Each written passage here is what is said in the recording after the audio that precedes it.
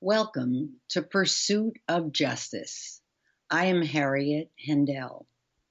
10 years ago, I saw an article in my local paper, the Sarasota Herald Tribune, which changed my life.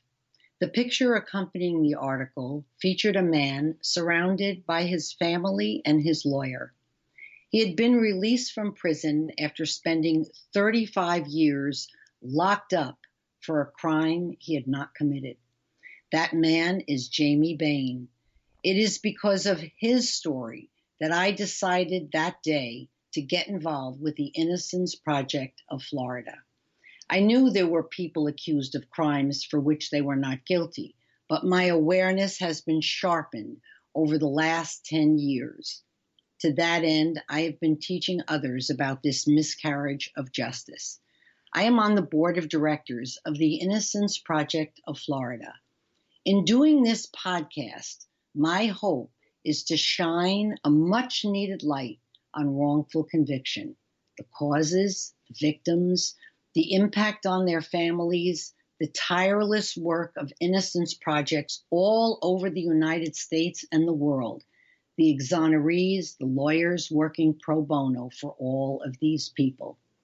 Just for a moment, I'd like you to ponder a couple of questions. What if someone you love or you were arrested, convicted, and incarcerated for a crime, but were innocent? What if the lawyer you hired was incompetent and you were out of money and out of options? What if years and years had gone by and you or the person you love was still behind bars? Where would you turn? And how often do you think this scenario happens? The best estimate is there are about 4 to 5% of those now in prison who are innocent. There are approximately 2.3 million men, women, and juveniles in prison. Let's do the math. That means there are maybe 100,000 people who should not be behind bars right now. Records have been kept since 1989, just 30 years ago, by the National Registry of Exoneration, a project run by the University of California, the University of Michigan Law School, and Michigan State University College of Law. They track every case of wrongful conviction in the U.S., and if you'd like more information, go to their website, National Registry of Exonerations. Currently, there are 2,492 cases documented. Each case is posted in great detail. Last year alone, 151 people were released from prison, regaining the freedom they had lost. Who is behind these exonerations? Innocence projects exist in every state in the United States. In addition, there are projects in nations of the world like Australia, Italy, Brazil, the UK, the Netherlands, Canada, and Taiwan, and Ireland. These nations and the US are part of something called the Innocence Network. To familiarize my listeners with the history of the innocence movement, I'd like to introduce Kate Germain, who has been part of the very first project dedicated to freeing innocent people from prison. Long before the first Innocence Project was initiated in New York City by Barry Scheck and Peter Neufeld, there was Centurion Ministries in Princeton, New Jersey, founded by Jim McCloskey in 1983. Kate is going to tell us more. Let me just tell you just a little bit about her. She joined Centurion Ministries in January of 1987 after reading an article in the New York Times about Jim McCloskey's pioneering work on behalf of the wrongfully convicted. She thought he might need some help. They met, thought they could get along, and for 30 years worked shoulder to shoulder to free the innocent from prison. Prior to that, she was a businesswoman and community activist in Mendocino, California, where she lived with her family for close to 20 years. With Jim's retirement in May of 2015, Kate became the executive director of Centurion. For the time being, Kate has had to put aside her passion of working in the field on cases until some of her hopes and dreams for Centurion come to fruition. Welcome, Kate, to our broadcast, our first podcast called Pursuit of Justice. I would like to ask you what motivated you to join the founder of Centurion way back in 1987? Hi, Harriet. That's an excellent question, and I frequently asked that, and unfortunately, I don't have a really great answer. The universe did not speak to me. I just had seen in November of '86. It was the first time Jim McCloskey, the man who started Centurion, got national attention for his work on behalf of wrongly convicted people. It was his third exoneration, and I opened up the New York Times. My husband and I just moved back east from Northern California, and I saw this man was doing this interesting work in Princeton. And in this article, there was a picture of him sitting on a chair talking on what appeared to be a princess phone, surrounded by clutter. And after reading the article, I thought, well, this guy needs my help. So I called him up. We met, thought we could get along, and in January of '87, I joined him and have never looked back. In the very beginning, I created systems for keeping track of the letters and the petitions and documents that we had received.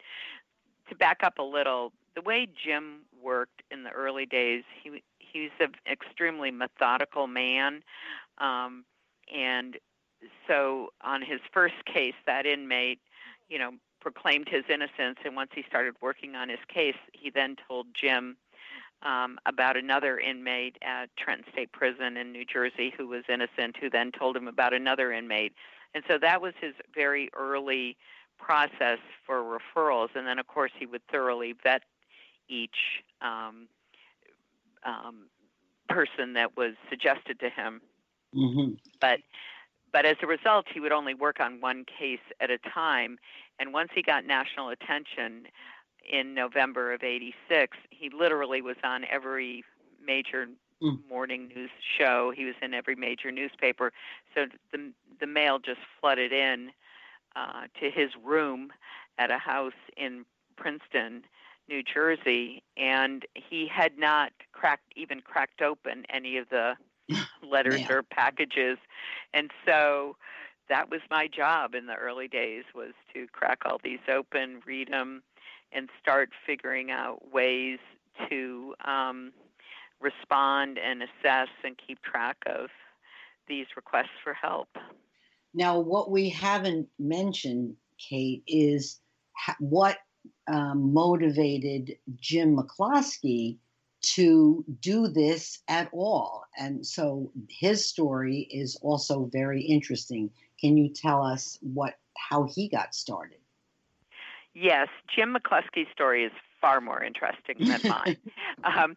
Jim was a businessman who figured there had to be more to life than just making money. And his pastor suggested that he go to Princeton Theological Seminary and seek answers there. And, he was on the normal seminary path, intending that he was going to eventually have a church. And part of his field ed work that he chose as part of his seminary training was to minister to the inmates at Trenton State Prison, which was about half an hour south of Princeton.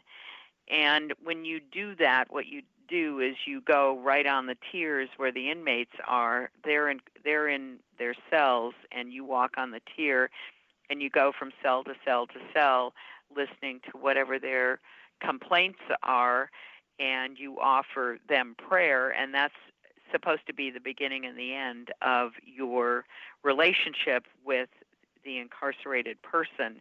But Jim, being Jim, a man told him that his name was Jorge de los Santos, told Jim that he'd been wrongly convicted. And for Jim, that was a complete anathema, because he was very much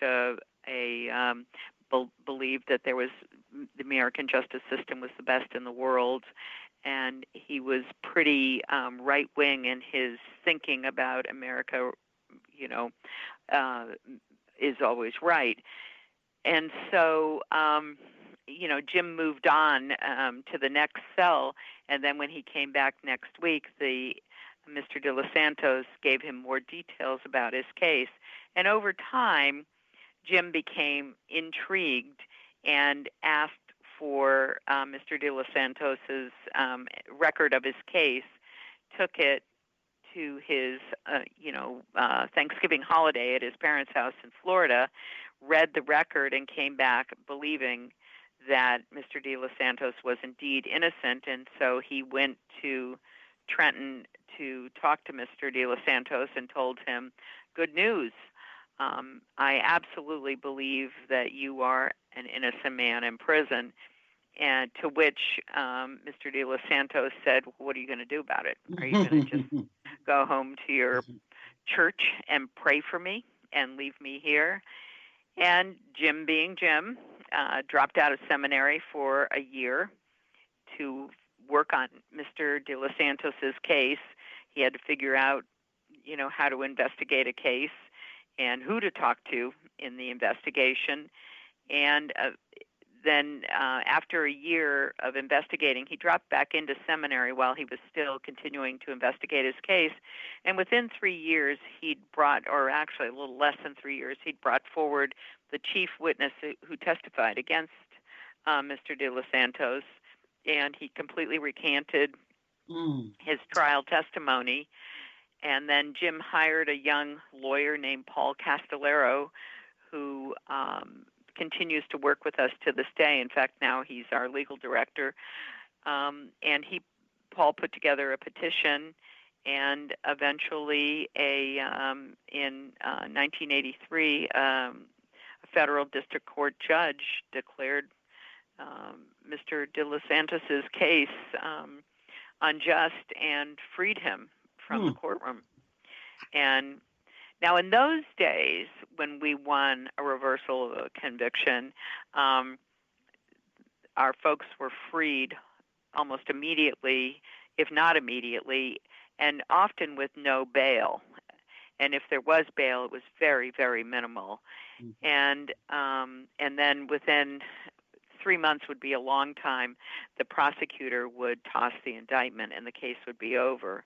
Now, of course, as you know, Harriet, because you work with the Florida Innocence Project, these prosecutors fight us every single step of the way.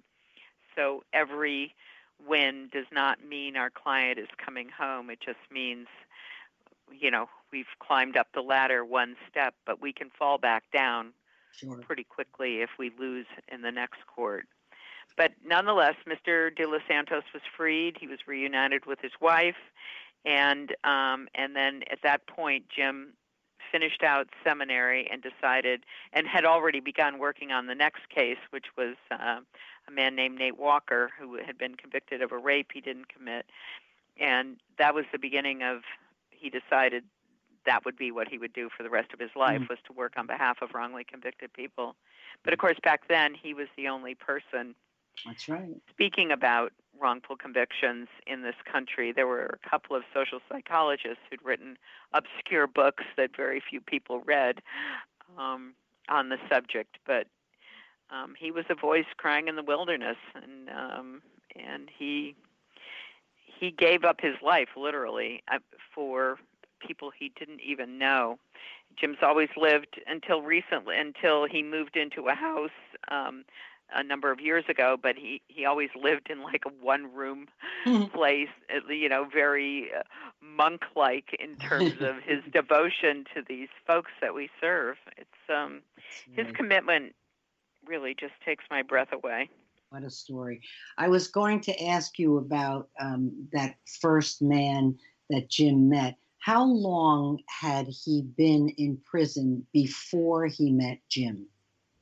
Well, he was convicted in 1975 and probably was in prison a good year before he was convicted, and was exonerated in 1983. So what is that, 8 years? About that. Okay. I was curious about